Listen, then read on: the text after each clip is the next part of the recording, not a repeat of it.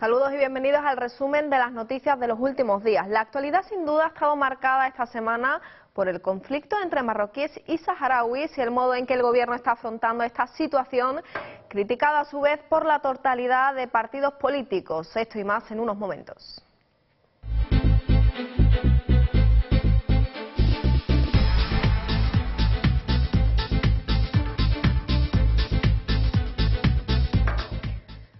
Y diferentes situaciones se han sucedido durante la semana en respuesta al conflicto entre el régimen marroquí y el pueblo saharaui en el Aaiún. El gobierno de Marruecos denunció con fuerza lo que califica como una actitud irresponsable de varios medios de comunicación españoles en su cobertura de las informaciones relativas a este país.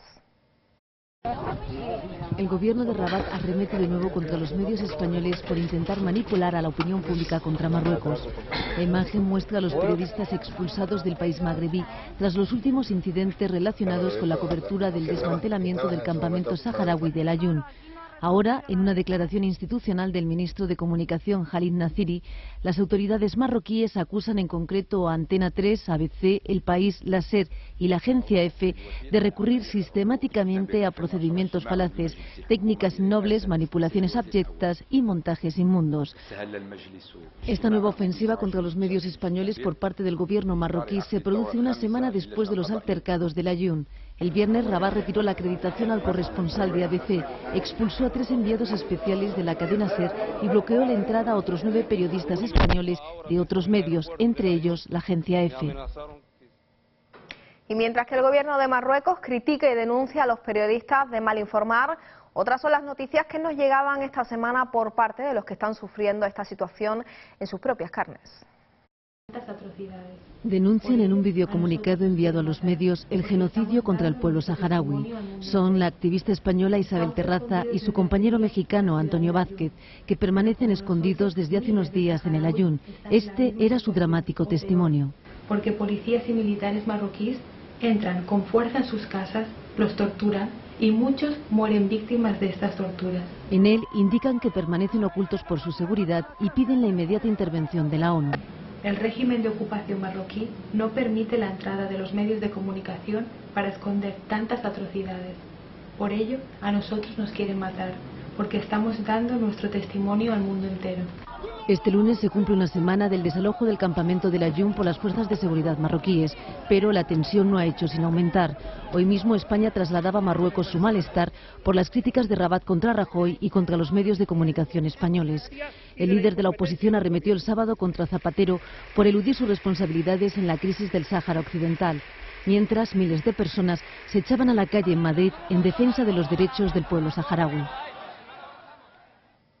Pues los activistas españoles que llegaban a Gran Canaria desde el Aaiún, Javier Sopeña y Silvia García, han criticado duramente al gobierno español. No entienden cómo no se ha condenado ya este crimen contra la población saharaui, un terrible crimen del que ellos mismos han sido testigos.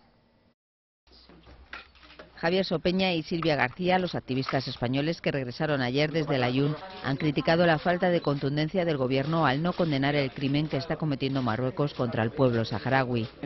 Nosotros denunciamos claramente eso, que falta un poco de contundencia, contundencia, es decir, digan algo, manifiéstense, no se vayan por, como se dice, por los cerros de Úbeda, sino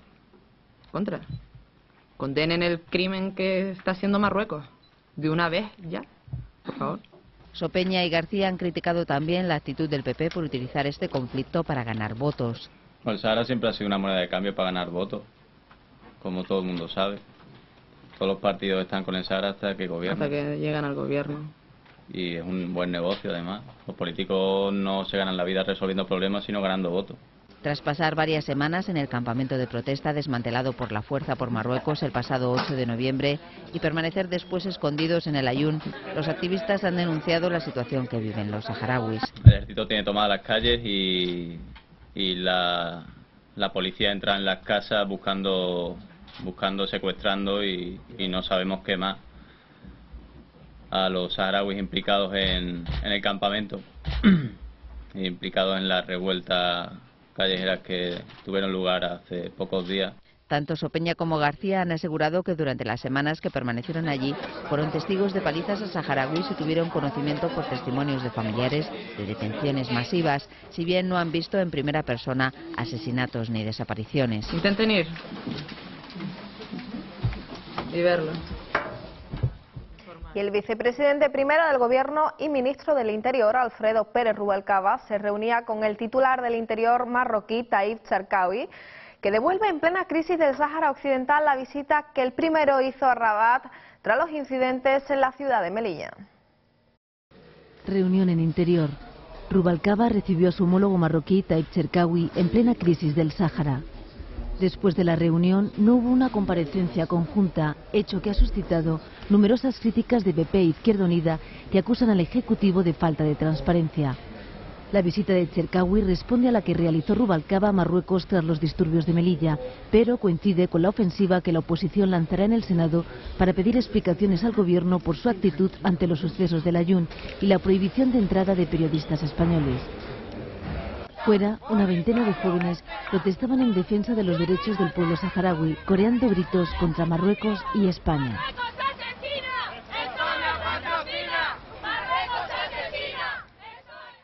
Y la Liga Española Pro Derechos Humanos presentó esta semana en la Audiencia Nacional una querella contra 3 ministros marroquíes y el gobernador del Ayun por la muerte de un ciudadano español en los disturbios de la semana pasada. También pide que la ministra española de Asuntos Exteriores, Trinidad Jiménez, declare como testigo. Se le acusa de la muerte de Babi Hamain y de otros ciudadanos españoles.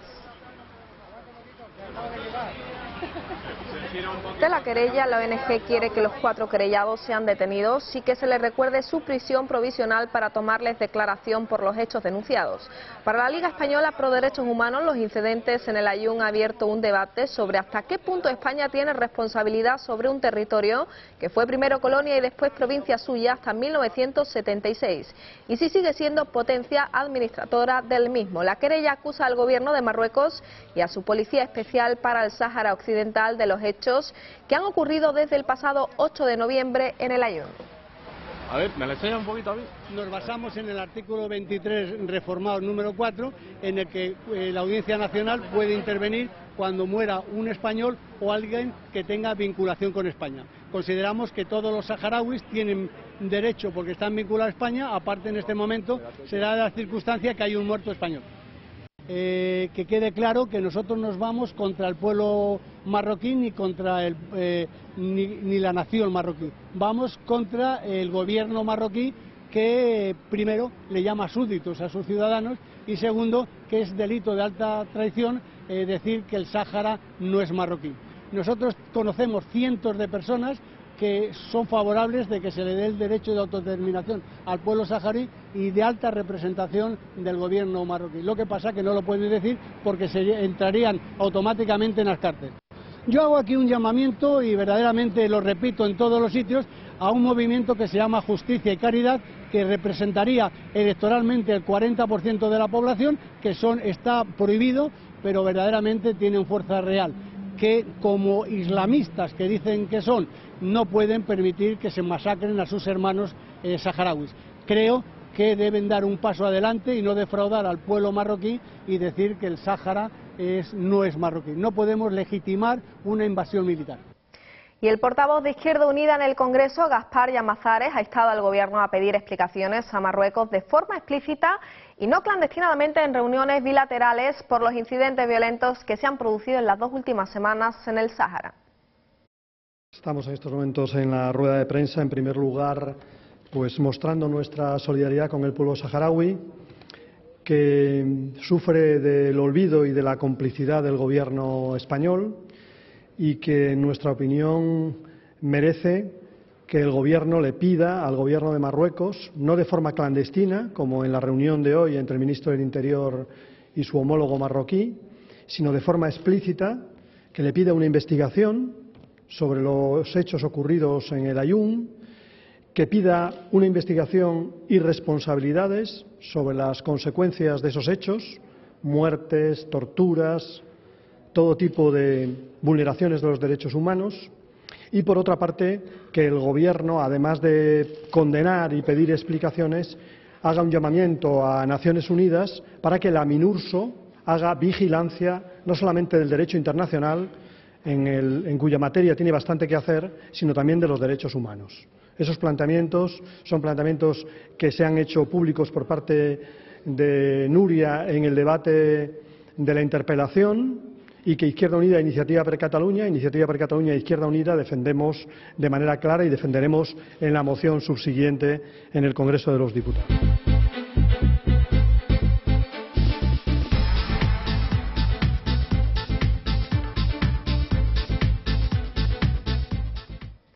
Otro de los asuntos que ocupa en estos momentos, sin duda, la actualidad informativa es el de las elecciones catalanas. El presidente catalán y candidato al PSC, José Montilla, se ha comprometido ante José Luis Rodríguez Zapatero a no traicionar al país pactando con el Partido Popular, a diferencia de una CiU que no es de fiar, y ha dicho que tampoco pactará con quien pide un referéndum de autodeterminación. Yo no estoy dispuesto a traicionar a Cataluña pactando con el Partido Popular para obtener la presidencia, os lo puedo asegurar.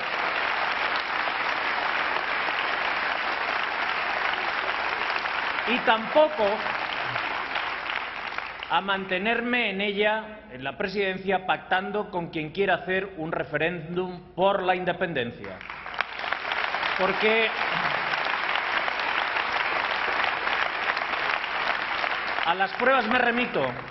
Nunca Cataluña ha tenido un mayor nivel de autogobierno, una mejor financiación y una inversión del Estado, una mayor inversión del Estado que cuando yo he presidido la Generalitat.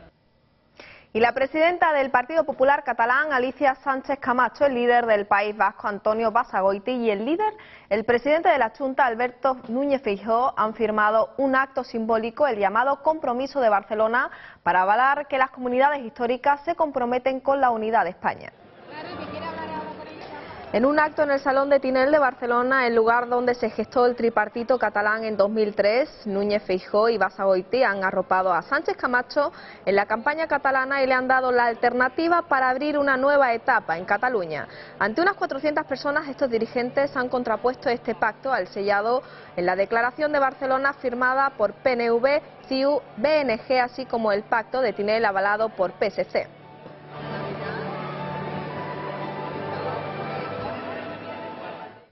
Y Mariano Rajoy denunciaba esta semana la pasividad y la inacción del Gobierno durante la reciente cumbre del G20 en Seúl, ya que a su entender no ha defendido las ventajas y aciertos de las entidades españolas más sobresalientes como los bancos Santander y BBVA. Rajoy realizaba estas consideraciones en el marco del Encuentro Financiero Internacional organizada por Caja Madrid. El presidente del Partido Popular ha puesto énfasis en criticar el papel del gobierno español durante la cumbre. Para Rajoy, el ejecutivo de Zapatero, asiente al conclave de Seúl, se ha caracterizado por no dar a conocer una posición en la mayoría de los asuntos que se discutieron. En este sentido, quiero decirles que nos hemos sentido decepcionados con los resultados de la última cumbre del G20 celebrada en Seúl. No solo es evidente que las espadas siguen en alto en la guerra de las divisas, sino que no se han concretado lo suficiente los mecanismos para prevenir la repetición en el futuro de crisis financiera y del equitativo reparto de sus costes.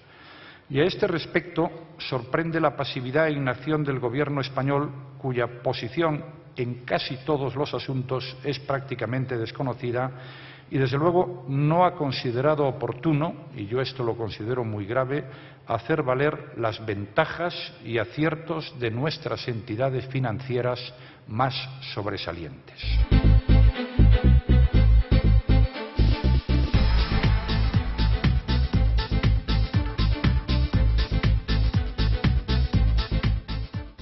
Y el Banco de España exige a las cajas que den a conocer sus consejos antes de Navidad. Fernando Ordóñez ha exigido a las cajas que recibieron dinero público para fusionarse o crear alianzas bajo un sistema institucional de protección. Además, ha reconocido que la coyuntura actual puede hacer más atractivo proponer aumentar los gastos, reducir ingresos o retrasar las reformas. El gobernador del Banco de España, Miguel Ángel Fernández Ordóñez, ha exigido a las cajas que han recibido dinero público para fusionarse o crear alianzas que antes de Navidad den a conocer sus consejos y nuevos equipos ejecutivos. Durante su intervención en el 10º Encuentro Financiero Internacional de Caja Madrid, Fernández Ordóñez también ha pedido al Parlamento que apoye la política del Gobierno. El Gobierno habrá de mantener la tensión y dirección de su reciente política económica basada en la austeridad presupuestaria y las reformas estructurales. Y el Parlamento debería apoyar las mismas, a pesar de que la coyuntura actual haga más atractivo aumentar los gastos, reducir ingresos o retrasar reformas. Respecto a la crisis de Irlanda, el gobernador del Banco de España confía en que el gobierno irlandés adopte la decisión adecuada sobre su eventual rescate y de esta forma calmar a los mercados y disipar inquietudes infundadas. Y seguimos hablando de economía y de los efectos de la subida del IVA, un incremento que ha hecho que el consumo de los hogares cayese entre julio y septiembre el 1,1% respecto al trimestre anterior. El empleo se redujo en 1,7% con respecto al mismo trimestre de 2009, lo que supone la pérdida neta de 295.000 puestos de trabajo a tiempo completo en un año. El INE confirma que el PIB se estancó en el tercer trimestre y creció un 0,2% en términos interanuales. La subida del IVA hizo que el consumo de los hogares cayese entre julio y septiembre el 1,1%, después de 3 trimestres al alza, donde el gasto se había recuperado e incluso acelerado. Ahora el empeoramiento del consumo y la inversión, especialmente en bienes de equipo, provocaron que la economía española registrara un crecimiento nulo en este periodo. Así, el empleo se redujo el 1,7% respecto al mismo trimestre de 2009, lo que supone la pérdida neta de 295.000 puestos de trabajo a tiempo completo en un año. Y les hablamos de un negocio que dará muchos beneficios, incluso más que el petróleo. Dos expertos del cacao han vaticiado que este producto se convertirá en una fuente de riqueza por encima del petróleo y que moverá miles de millones de euros en todo el mundo. Entre estos miles de tesoros literarios, el verdadero protagonista ha sido hoy el cacao. La tercera edición de las experiencias culturales del Castillo de Peralada, en Girona, ha sido la excusa perfecta para reunir a un maestro pastelero, Jaume Orgelès, y un experto en marketing, Francesc Gil, con una pasión en común, el chocolate. Ante una treintena de atentos asistentes, Orgelès y Gil han conseguido romper mitos tales como que el chocolate, que gusta según las estadísticas al 90% de la población, sea un producto que engorda o que crea adicción. Además de explicar todo el proceso de elaboración del chocolate a partir del cacao, ambos han insistido en que este manjar al alcance de todos es un gran desconocido y que además de estar rico, puede llegar a hacer a los que lo producen y controlan en el mundo muy, muy ricos.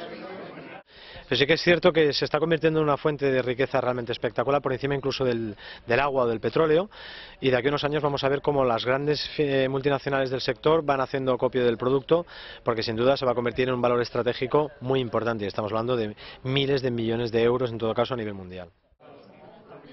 Y el resultado, no hay más que verlo.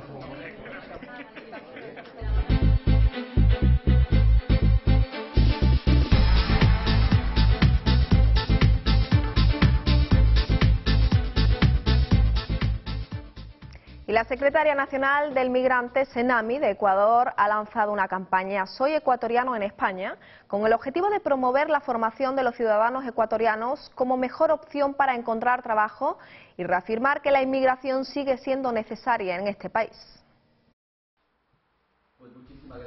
El colectivo ecuatoriano ha sido uno de los más afectados por la crisis económica en España. Cerca del 25% de los desempleados en la ciudad de Madrid son ecuatorianos. En este contexto, la Secretaría Nacional del Migrante de Ecuador ha reaccionado y ha lanzado la campaña Soy Ecuatoriano en España, con el objetivo de promover la formación como la mejor opción para encontrar trabajo. Así lo explica el representante de la Senami, Óscar Jara. Se puede salir de la crisis y además una de las fórmulas que estamos planteando como necesarias para salir de la crisis es la recuperación de la estima, la recuperación de la visión positiva de la migración y basada en formación y en capacitación.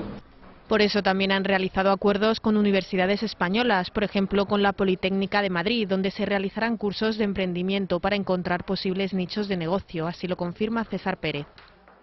Es un proyecto que se está desarrollando financiado únicamente por las dos instituciones implicadas, o sea, la Senami y la Universidad Politécnica de Madrid, y que nos gustaría ampliar e incluso extender a otros campos diferentes de la agronomía. La formación parece la solución más viable frente a una realidad, según Nuria Lores, de la consultora especializada en diversidad, Sidalia, y es que muchos jóvenes ecuatorianos abandonan sus estudios anticipadamente. Muchos de estos jóvenes ecuatorianos optan por insertarse tempranamente en el mercado laboral, no continuar sus estudios. La campaña se aplicará principalmente en Madrid y Barcelona y sus anuncios podrán verse en el metro, en los autobuses y en las paradas de transporte público, así como en los medios de comunicación hasta el 18 de diciembre. Cambiamos de asunto. Nuevo varapalo a los narcotraficantes por parte de la Policía Nacional. Esta vez han desarticulado un grupo que utilizaban desde foros hasta redes sociales y publicidad por Internet para vender su mercancía. La policía halló en una finca situada en el municipio sevillano de Utrera un laboratorio clandestino para elaborar la droga. En esta finca del municipio sevillano de Utrera se encontraba el laboratorio clandestino. Cae una red que vendía cocaína a través de foros y redes sociales. La operación se inició en Ibiza y se saldó con estos 8 detenidos en Utrera. Aquí elaboraban la droga que luego vendían a través de publicidad insertada en páginas web o mediante conversaciones en foros de Internet. Durante el registro del inmueble fueron intervenidos 15 kilos de cocaína y 180 kilos de diferentes productos químicos, 2 armas de fuego y una pistola bolígrafo. En una primera fase, los agentes identificaron a varios individuos que introducían desde Holanda sustancias psicotrópicas y las indagaciones llevaron a las detenciones de hoy. Y la Policía Nacional también ha desmantelado un chalet de Parla, un centro de duplicación y distribución de películas y CD piratas, donde se llegaban a realizar hasta unas 10.000 copias. Se ha detenido al principal responsable del centro de cintas piratas y se ha incautado películas recién estrenadas obtenidas mediante Scream, sistema que consiste en grabar imágenes en los cines con videocámaras. La investigación que ha dado lugar a esta investigación se ha prolongado más de un año.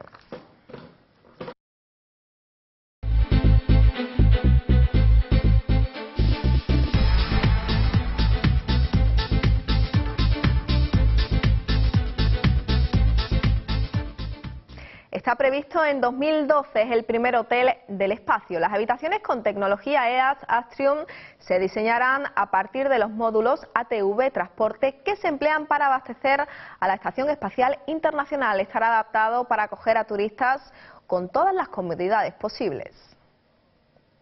El proyecto para construir un hotel espacial va viento en popa. Su creador y responsable, Xavier Claramunt, ha firmado un acuerdo con la empresa EAS Astrium para utilizar su tecnología en la fabricación de Galactic Suites. Las habitaciones del hotel se construirán a partir de los módulos ATV, unas naves no tripuladas y desechables que abastecen a la Estación Espacial Internacional periódicamente con toneladas de suministros. Con este cambio de tecnología, o con este aprovechamiento de esta tecnología, un poco la forma final del hotel va a cambiar de racimo a cruz, y en estos primeros vuelos subiremos en principio con cohetes Soyuz. Después de un entrenamiento en una isla del Caribe, los primeros turistas espaciales recorrerán en 4 horas una distancia de 450 kilómetros, 150 menos de los que hay entre Barcelona y Madrid, hasta unirse al primer módulo del hotel. Una vez acoplado, el módulo ATV será la base para las habitaciones del hotel orbital. Utilizando esa tecnología, esto nos permite estar en calendario en el 2012 y tener el primer vuelo del primer módulo en esa fecha. Actualmente tenemos 38 reservas ya para esas fechas y en principio el precio del ticket está a 3 millones de euros.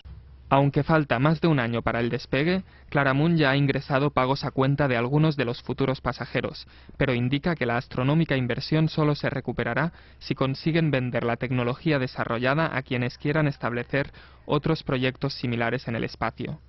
Solo el coste del primer viaje asciende a 400 millones de euros.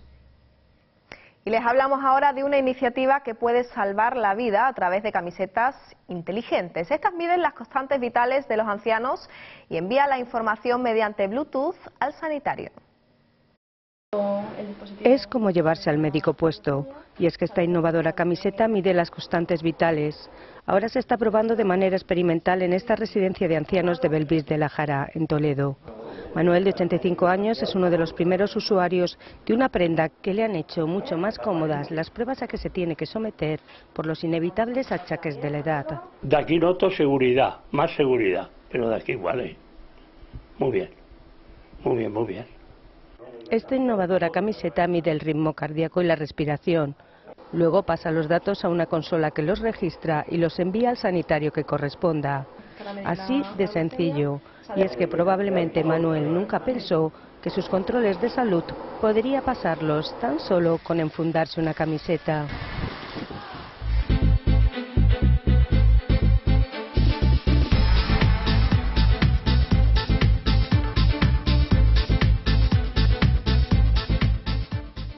Los aplausos de amigos, compañeros y admiradores sirvieron de emocionada despedida al maestro Luis García Berlanga, genio y mago irrepetible del cine que retrató como nadie la sociedad española con humor y acidez. Así se despidió al cineasta en el cementerio de Pozuelo de Alarcón, la localidad madrileña donde residía. Una ovación de varios minutos ha despedido al gran maestro del cine español, Luis García Berlanga.